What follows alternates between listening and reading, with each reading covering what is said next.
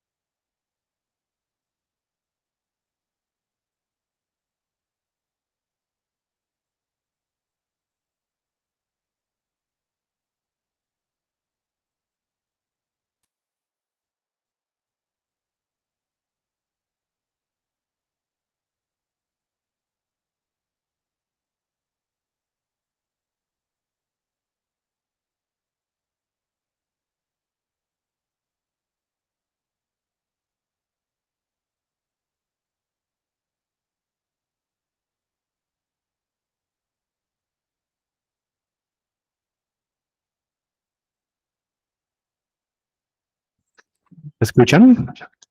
Sí, ahora sí, estaba apagado. Ah, bueno. Sí,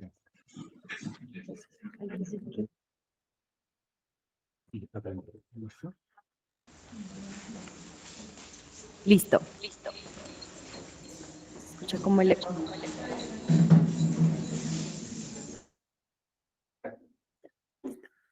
Bueno, buenos días para todos. En primer lugar, pues agradecerle a Dios el permitirnos estar acá. En segundo, pues también al doctor Roberto Chacón, pues por esos espacios que la universidad está realizando. Y en tercer lugar, pues a todos ustedes que vinieron el día de hoy a esta charla y por supuesto a Alejandra, que aparte de ser una colega muy tesa y muy dura en estos temas, es amiga mía. Gracias por estar acá, por estar compartiendo este espacio y pues nada, el día de hoy, como ya conocieron nuestros perfiles, queremos hablar un poquito sobre todo este tema de derecho inmobiliario y protección al consumidor, que son unos temas que realmente han tenido un desarrollo y un auge muy importante, de hecho, en estos últimos años, y pues que el día de hoy vamos a abordar de esa manera de nociones muy principales para que ustedes sepan y entiendan desde su carrera cómo pueden apoyar estos temas que pues realmente son muy relevantes. Entonces, pues doctora, le cedo la palabra y agradeciendo nuevamente por... Muchas gracias. No sé si lo ubicamos aquí para que yo pueda poner. Es mayor. Ahí. Eh, sí, ahí, ok, está bien. Bueno, muy buenos días para todos. Muchas gracias a ustedes por estar acá. A la planta de docentes, a Laura Daniela, por invitarme para compartir con ustedes este espacio. Hemos acordado tener una charla con ustedes que queremos que sea un poco más de pronto vista como un conversatorio, que ustedes puedan aportar también, si bien es cierto, pues el derecho tiene muchas ramas, el derecho inmobiliario es una rama que está en un auge bien interesante y bien importante en el país en este momento. Ha tenido varios cambios bien importantes dados por el tema de la inflación, los nuevos gobiernos, las nuevas decisiones, las reformas y muchos temas adicionales que han impactado allí bastante. El tema financiero ha sido un tema que está muy ligado del derecho inmobiliario en atención a las enajenaciones de las viviendas nuevas, sobre todo, y el desarrollo de los proyectos nuevos, que ha tenido como un impacto en lo que hemos podido ver estadísticamente, en el desarrollo y la ejecución, y el segmento constructor se ha visto bastante impactado, teniendo en cuenta las tasas de usura que se han marcado por el Banco de la República y que impactan bastante los créditos constructores, que son los que utilizan los desarrolladores de los proyectos para la ejecución de los mismos. Entonces, digamos que la idea es que hoy podamos tener más, digamos que un conversatorio, ¿sí? Que no sea como tan ladrilludo el tema, y seguramente que muchos de ustedes están muy ligados al tema del inmobiliario.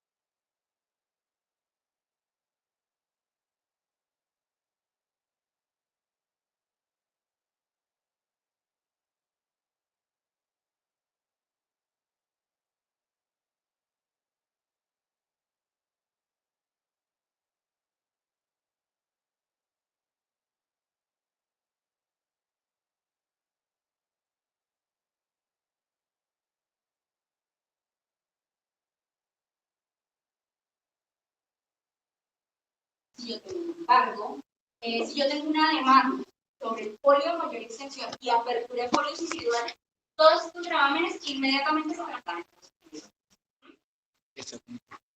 Una vez yo voy a adquirir el inmueble, tengo que tener la garantía de que mi vendedor y el constructor va a llevar a cabo el pago que le corresponde para poder cancelar esa hipoteca.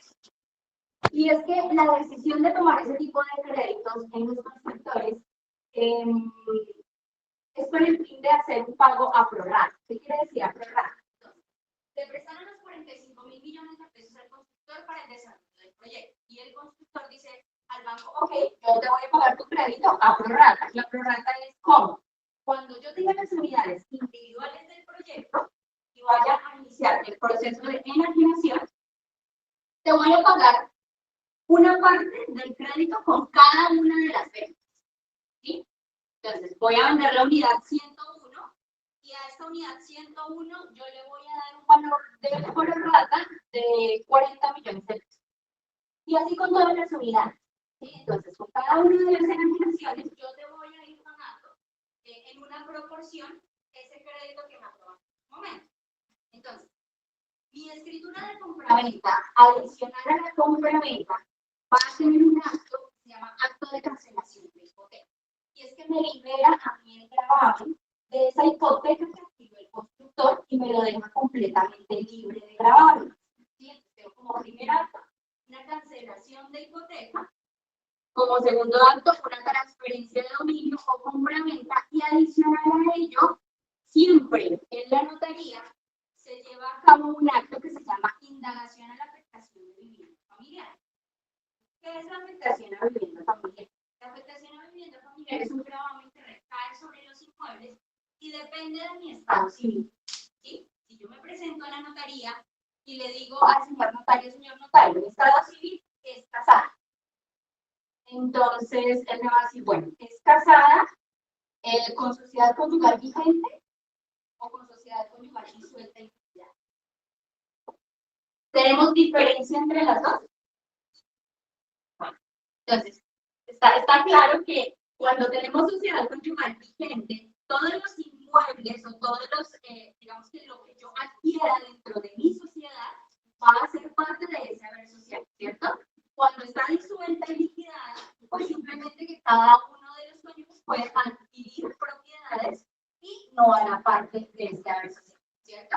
Entonces, digamos que por eso la importancia de responder a la indagación en la notaría de forma verídica, ¿sí? Y es que sucede mucho que, por ejemplo, cuando las personas se vinculan a través de la promesa de compraventa, de pronto te dicen como, no, mi estado civil es soltero.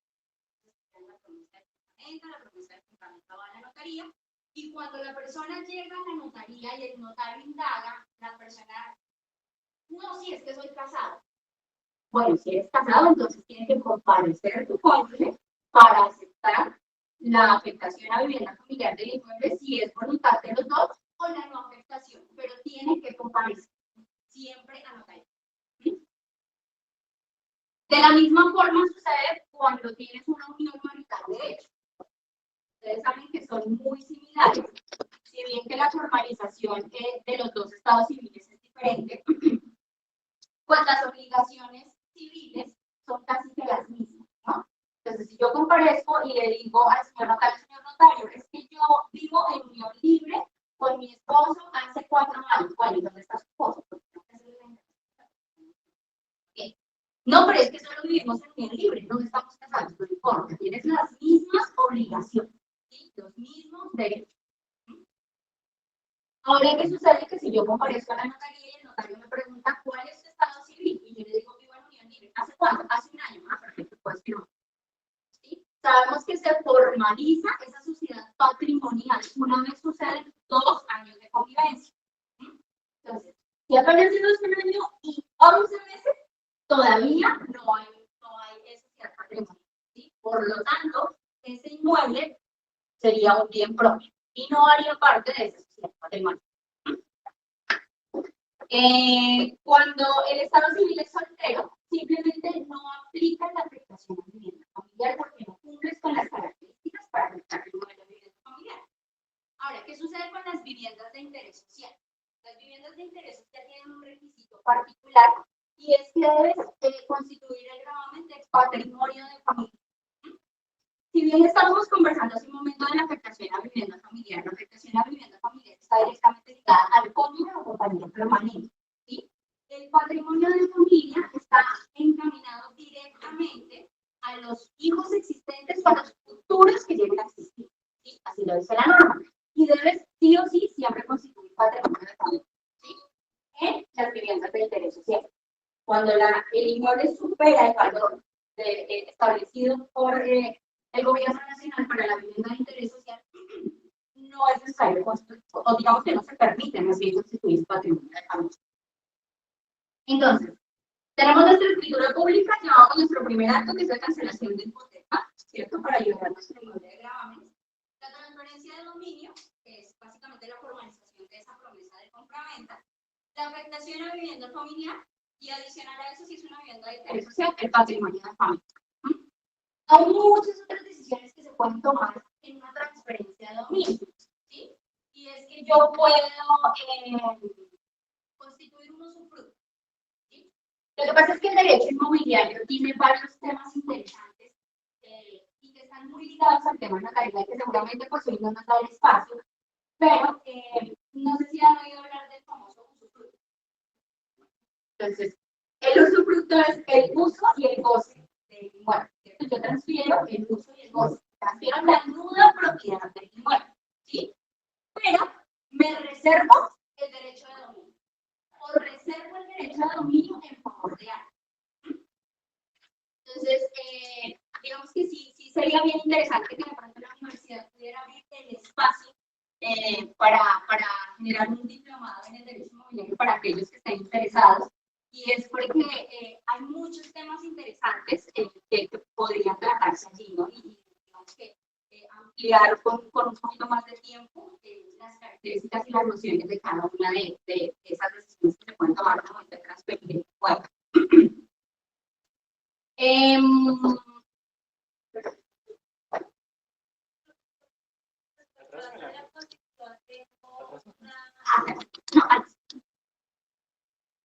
Si quieres, me das chance, abordamos el tema de la acción inmobiliaria y cuando pasemos a la o era de lo que estaba.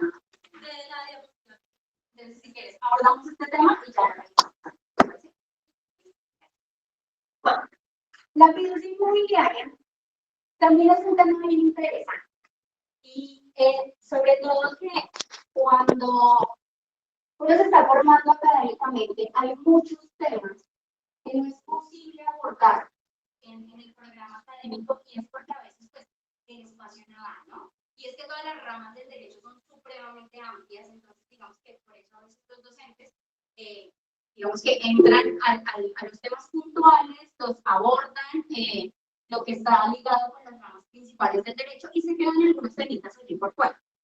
En lo que yo recuerdo cuando hice mi pregrado, pues en lo que respecta a fiducia inmobiliaria, pues tuve como un par de minutos en una clase, simplemente me mencionaron que existía, pero era como más que qué tipo de fiducias existían.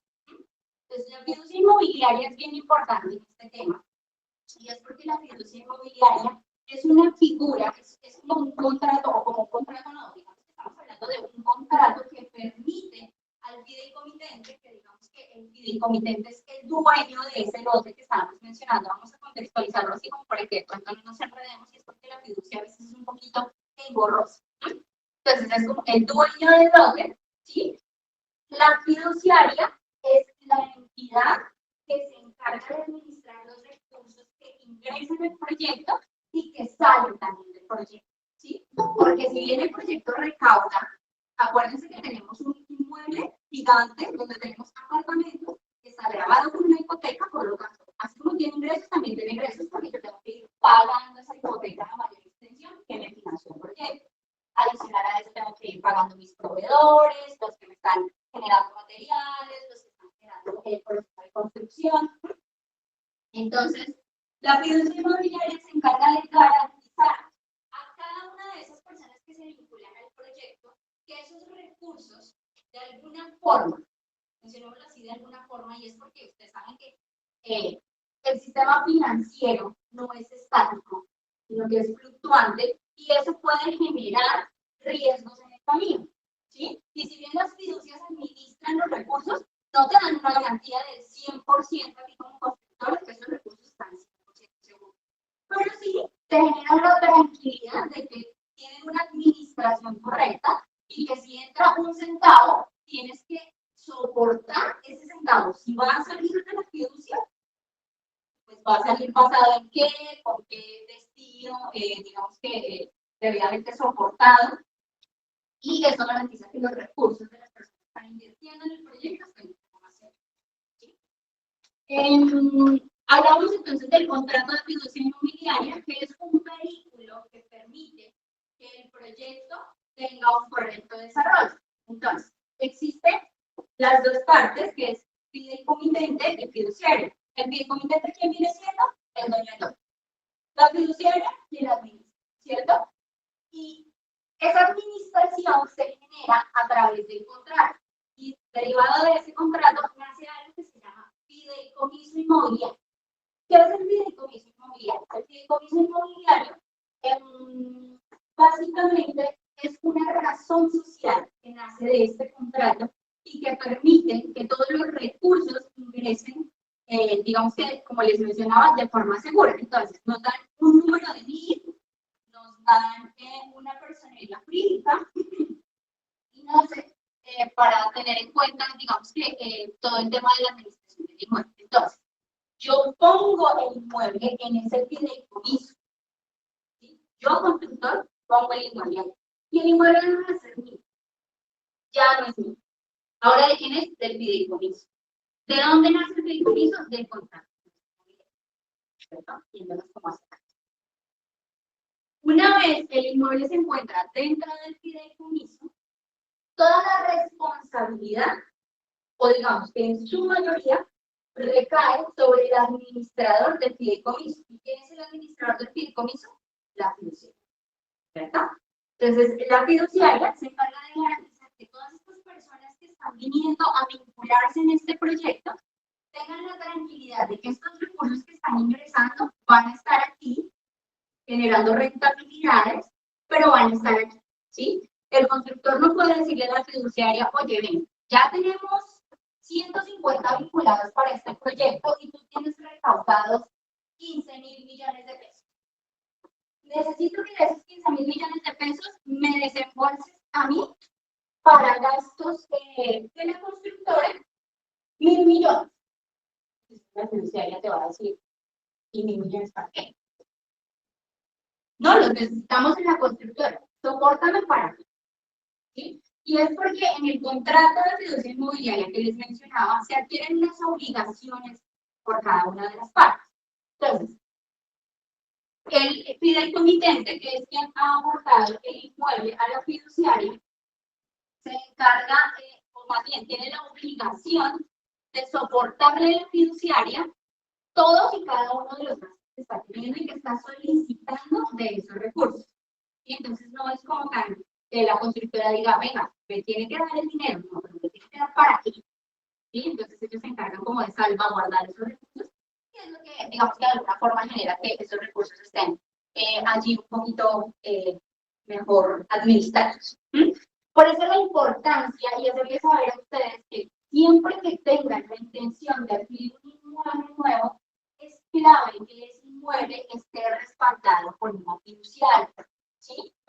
Si bien las grandes constructoras, vamos a hablar de un Bolívar, de un Marval, de un Amarillo, que son los grandes constructores, tienen muchos proyectos que no están respaldados por una fiduciaria. Esto está dado porque tienen un músculo financiero bien importante, ¿sí? Y cuando hay una constructora de ese tamaño que tiene ese músculo financiero, pues dice, pues yo no necesito que me administres nada porque yo tengo una correcta administración de mis recursos, tengo un equipo que está completamente capacitado para esto y pues digamos que yo puedo garantizar a mis clientes que yo no me voy a gastar la pérdida, porque es básicamente eso, ¿sí? Que yo no me voy a gastar esos recursos y que de pronto en algún momento les voy a decir que el proyecto no se pudo desarrollar, tenemos incumplimientos y yo les voy a devolver su dinero, pero no sé cuándo, porque resulta que yo tengo una obligación financiera, porque yo tomé un crédito hipotecario porque tengo que pagar, porque ustedes saben que hay un orden, ¿sí?, en la insolvencia para los pagos. Y primero están quienes, los acreedores, ¿cierto? Entonces, si yo me vinculé a ese proyecto, pues yo estoy por allá. En algún momento la constructora me pagará, ¿sí? Si es que en algún momento llega a tener nuevamente salud. Entonces, digamos que por eso es la importancia, sobre todo de constructoras pequeñas o intermedias, el respaldo de las fiduciarias. Yo creo que vemos lo otro, que ya son como datos que les traía aquí como para socializar, para compartir con ustedes, y es en lo que respecta a las viviendas de interés social. Tienen unas características importantes y estos valores están determinados por el Plan Nacional de Desarrollo. Entonces, no es que el constructor dice, esta vivienda es de interés social y yo le quiero poner en venta un valor de 150 millones de euros. Entonces, si el constructor dice, esto es una vivienda de interés social, la vivienda de interés social tiene un tope máximo, ¿sí? Y esos topes máximos están dados por las ubicaciones, o más bien, sí, por cada una de las ciudades y la cantidad de población que hay en las ciudades, ¿sí? Entonces, tenemos que el tope máximo de vivienda de interés social para Bogotá y sus municipios aledaños es de 150 salarios, ¿sí? Y para algunos otros municipios, yo creo que sí.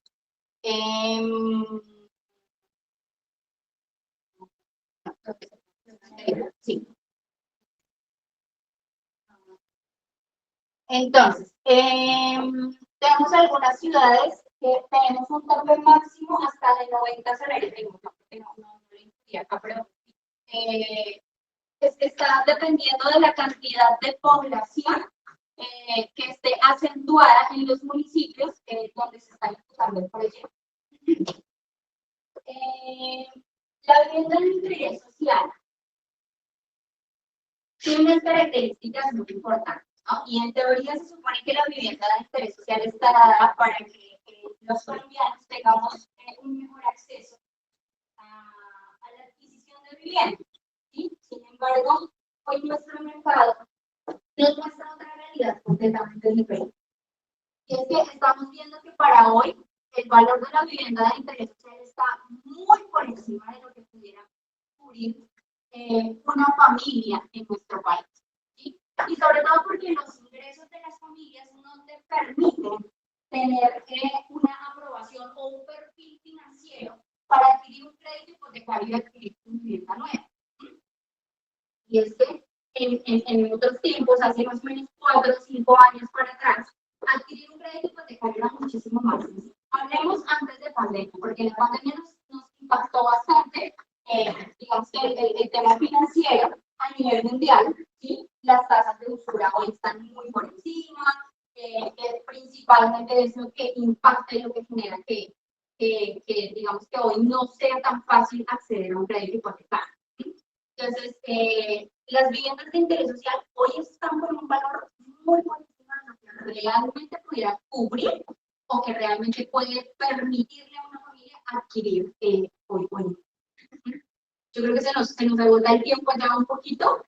Si quieren, vamos a decir. Y yo hago intervenciones pues muy cortitas, pero pues, queremos conocer si tienen dudas.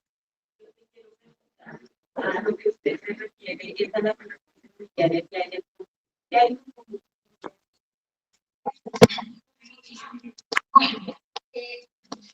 La burbuja inmobiliaria se puede ver desde muchos aspectos, ¿no?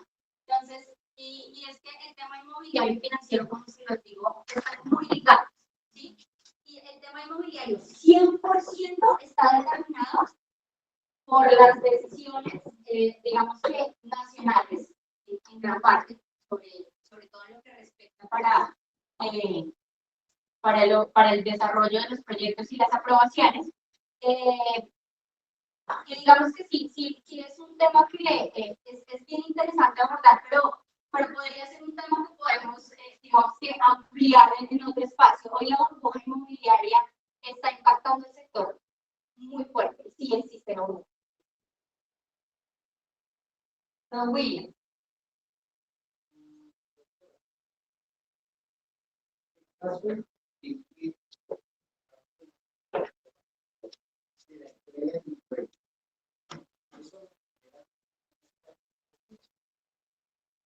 Puedo demandar solidariamente a la fiduciaria. Bueno, digamos que la responsabilidad directa es del enajenador, ¿no? Las obligaciones son directamente del enajenador y quien ha firmado la promesa de comprar, ¿sí? Es quien tiene esa potestad. ¿Y dónde se define? En el contrato de fiducia inmobiliaria. Allí es donde yo les mencionaba las obligaciones de cada uno. Entonces, solidariamente, generalmente nosotros recibimos en el sector constructor este tipo de demandas todo el tiempo. Y allí me apoyará Daniela, que nos da todo el apoyo digamos que tenemos una conexión aquí laboral también. Y ella nos apoya con los temas de litigio. Y es que solidariamente sí existe una responsabilidad por parte del fideicomitente, de la fiduciaria y del fideicomiso, ¿sí? Pero pues realmente quien adquiere las obligaciones es quien queda definido en el contrato de fiducia inmobiliaria, ¿sí? Entonces, por eso la importancia también de que cuando yo firmo mi contrato de adhesión para vincularme a la fiduciaria, yo pueda verificar y pedir al constructor que está dejando el inmueble que haga una copia del contrato de fiducia inmobiliaria, porque necesito saber cuáles son las obligaciones de cada uno para que en caso de que yo tenga alguna novedad en el camino, sepa con quién tengo que levantar. Ahí le agrego algo a la doctora que estaba diciendo, y es, hay que tener en cuenta que la fiducia, ¿cierto? Si bien es cierto, digamos que está en una calidad de administrador, tiene que tener los requisitos la constructora para poder desembolsar esos recursos. Y eso uno lo verifica a través de las intervenciones, ¿sí? Entonces, precisamente, digamos que hay un proceso legal que tiene que discutir la fiducia, porque por esas razones que nosotros siempre hemos hablado, Alejandro y yo que digamos estamos más de cara en temas a protección a las constructoras, pero en temas a los clientes a los que se vinculan dentro de estos procesos, que ahorita voy a tocar muy rápidamente unos temas importantes, es la fiducia sí tiene, o sea, digamos, por ejemplo, para el proceso de desembolso, tiene que tener cumplimiento de los requisitos.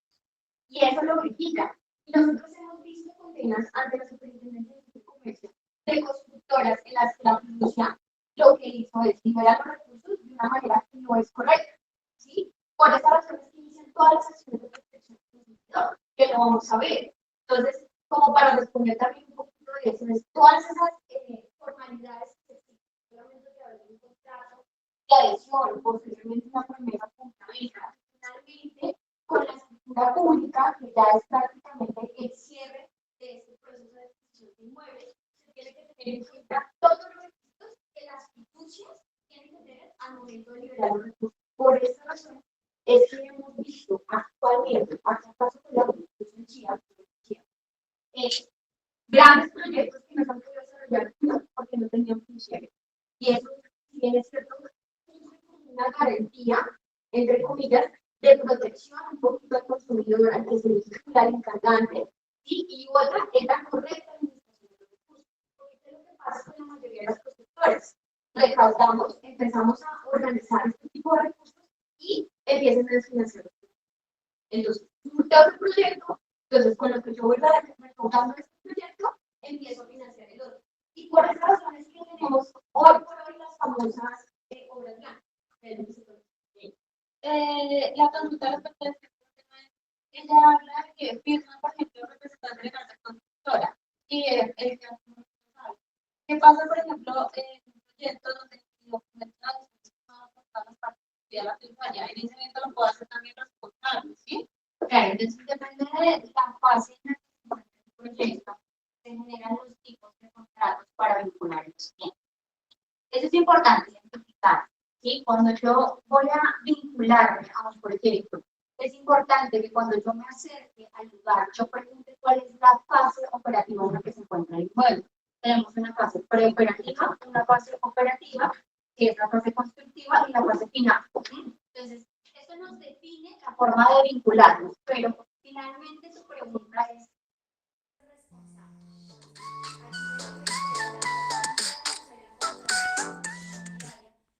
es quién ha adquirido las obligaciones. Si tú no conoces el contrato de la fiducia,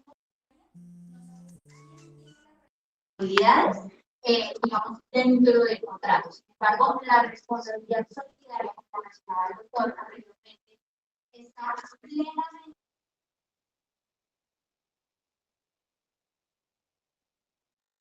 definida en los contratos. ¿Sí? Entonces, digamos que si bien la acción del fideicomiso, que es la persona jurídica, porque si hay fiduciaria, existe fideicomiso. Si no existe fideicomiso, es porque no hay fiduciaria. ¿Sí? Y el responsable de ese momento jurídicamente, ¿quién es? El fideicomiso. ¿Sí? Y el fideicomiso, el fideicomiso viene siendo la fiduciaria. ¿Sí? Sí. ¿Quién es el dueño del fideicomiso? O más bien, ¿quién se encarga de tener las riendas del fideicomiso? La fiduciaria. ¿Sí? ¿Por qué? Porque el constructor ha venido y le ha hecho fiduciaria, yo te entrego el proyecto. Administra. ¿Sí? ¿Y quién lo administra? La fiduciaria. A través del fideicomiso. ¿Cierto? Entonces, digamos que es la persona jurídica responsable frente a las obligaciones de los vinculados a los derechos que tienen. Bueno, yo creo que la última preguntita y ya hacemos una intervención cortita y ya para dar cierre a la sí. Doctor. A ver.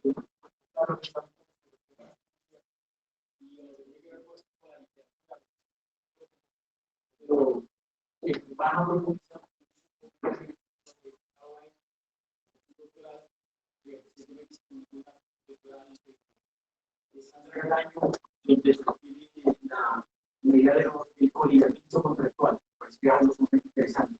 Pero hay una sentencia de la del 18 de mayo de 2023 del caso Marca Pol, en donde la sala de casación a la justicia por no haber verificado que iba a la pregunta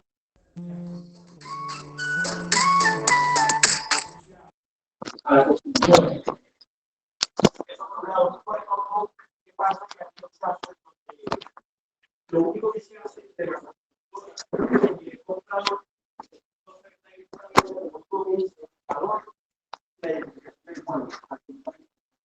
Luego se hace el grado diario, pero esa primera relación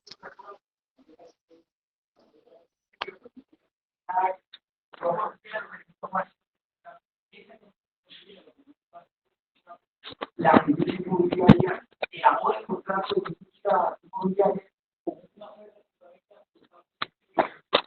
hay algún tipo de responsabilidad de la Es posterior la celebración del contrato de fiducia de adhesión.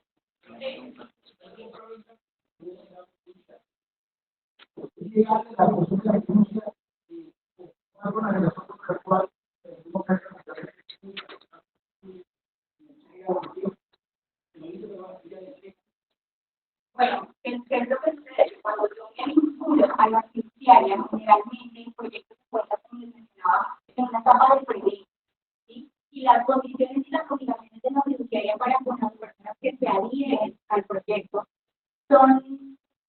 están, digamos que es también como en parte del hierro jurídico del derecho de fiducia, ¿sí? Y es porque no es perfil. Si tú te das un contrato original de fiducia inmobiliaria que se ha generado entre el fideicomiso y la fiduciaria, generalmente las cláusulas son muy abiertas, ¿sí? Y no te queda específico, no, digamos que lo único que tú tienes es un tiempo establecido en esa preventa para el desarrollo del proyecto. Entonces, generalmente estamos hablando que son 12 meses en esa etapa de preventa prorrogables al mismo tiempo, ¿sí? Entonces, generalmente son 24 meses en esa etapa de preventa, pero en esa etapa de preventa existen todos los riesgos y tú, como comprador de ese proyecto, asumes todos los riesgos que puedan derivar del contrato. Y entre ellos está el no desarrollo del proyecto. ¿Sí? Entonces, por eso es clave y es importantísimo conocer la etapa en la que se encuentra el proyecto. Cuando yo estoy en una etapa operativa, cuando el proyecto ha decretado las condiciones de giro que tú mencionas, la fiduciaria me da a mí unas características súper importantes y me dice, tienes que cumplir con estos requisitos, ¿sí? Entonces, tienes que acreditar que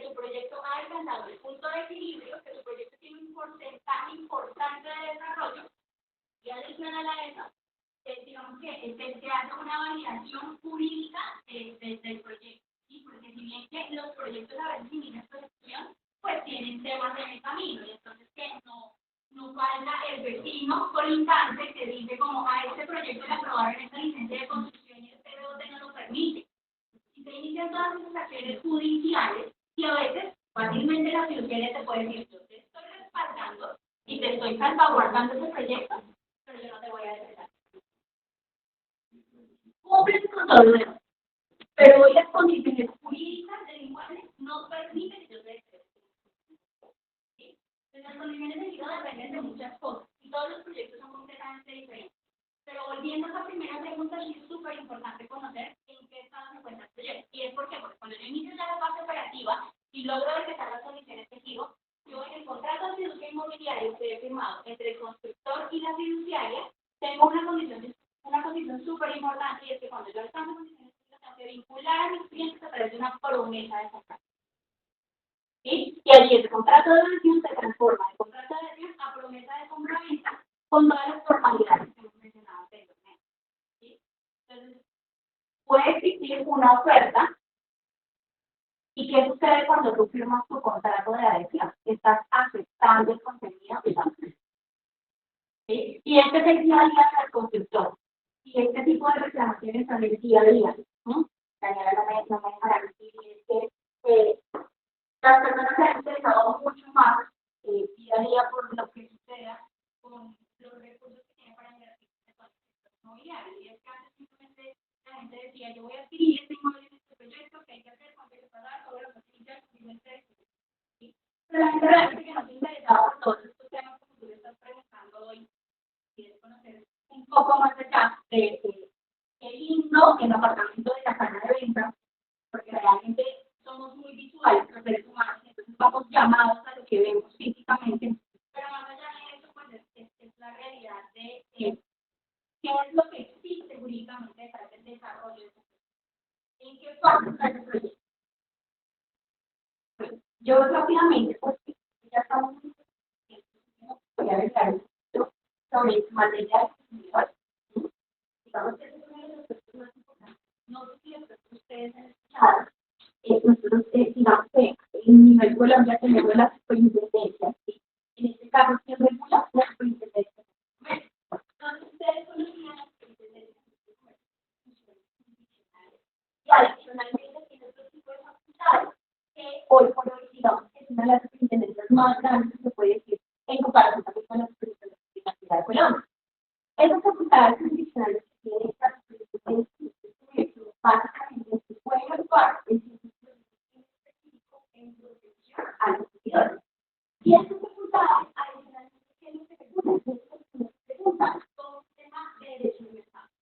Que si bien es cierto, esta ley del Estatuto del Consumidor es financiero, en la ley 1480 pero adicionalmente también permite no solamente representarlo frente, digamos que a los puestos que están haciendo contra un tercero, un proveedor, que en este caso sería pues el sector de la construcción, sino que digamos que permite la protección en cierto tipo de temas en el que son adquiridos.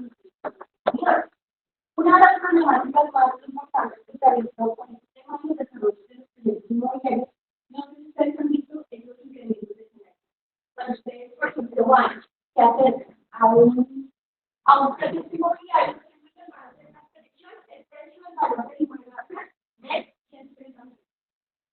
Empieza el proceso y ¿qué es lo que sucede? El inmueble empieza a aumentar. Entonces, usted ya no necesita un crédito hipotecario por 70 millones de pesos, sino que ahora usted tiene que volver a solicitar un cierre financiero por un valor mucho más alto. Y eso que genera en el sector de la construcción, los famosos deficiencias. En el sistema de los crecimientos tenemos dos partes sociales, no solamente el consumidor, es decir, el que se vincula a la construcción, sino el sector de la construcción. Pero más allá de eso, tenemos algo muy importante que todos podemos conocer o hemos escuchado, es que me van a cobrar la construcción. Y entonces esas penalidades que se cobran, por lo general, muchas veces son el 50% del valor aportado, el 30% del valor del inmueble. Y entonces, por esta razón, es que los consumidores tienden a subir a las superintendencias. la pregunta que nos se hizo una circular por parte de las comisiones que se habían recibido más de 211 denuncias por parte de compradores inmobiliarios respecto a las prácticas abusivas que las constructoras han generado en el sector. ¿Y esto por qué pasa?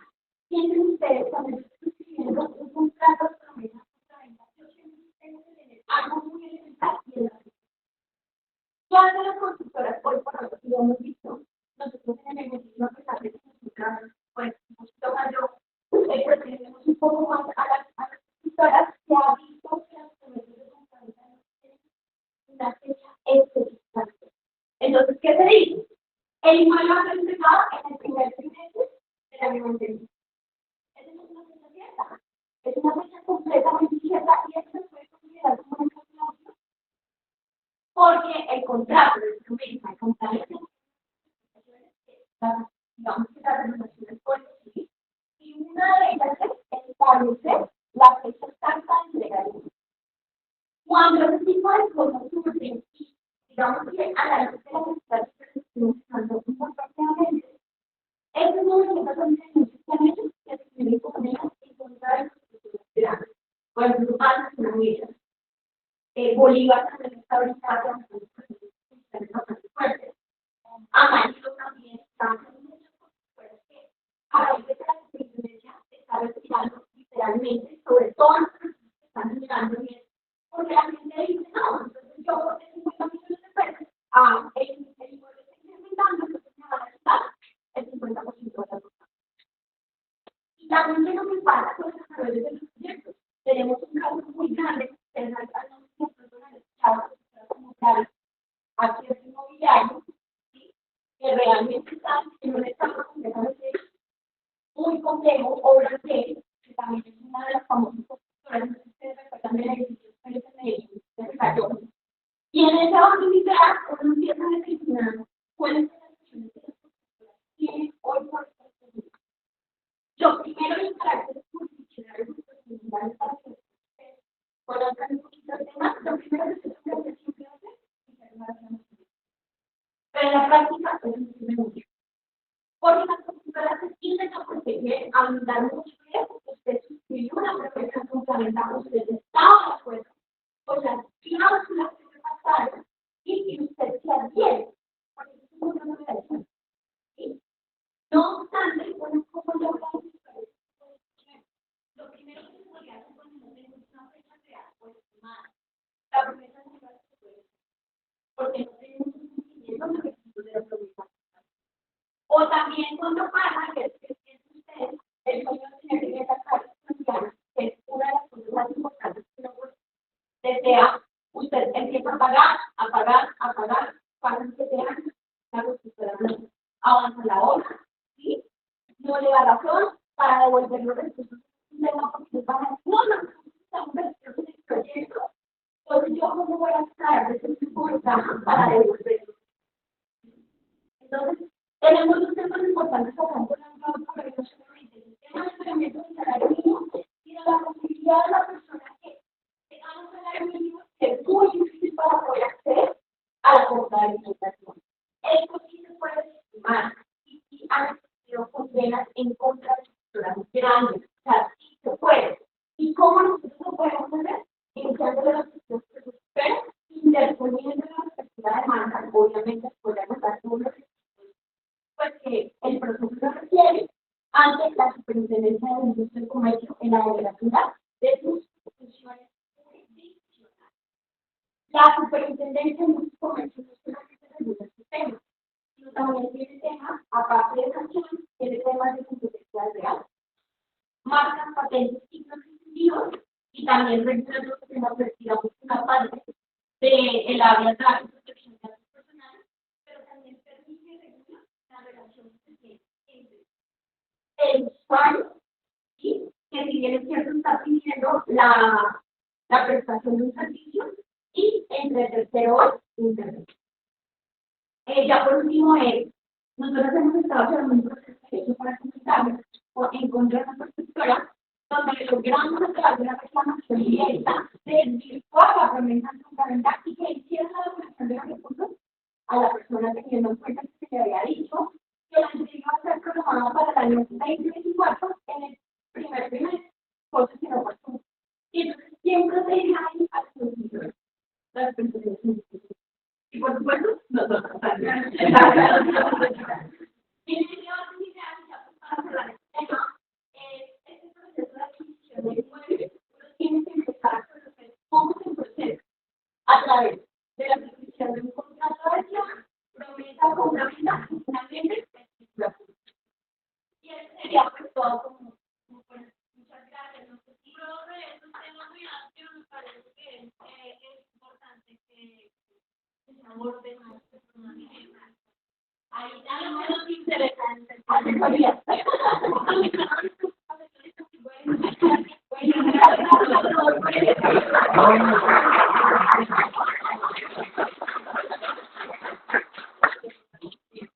Muchas gracias a todos que se conectaron, muy amables.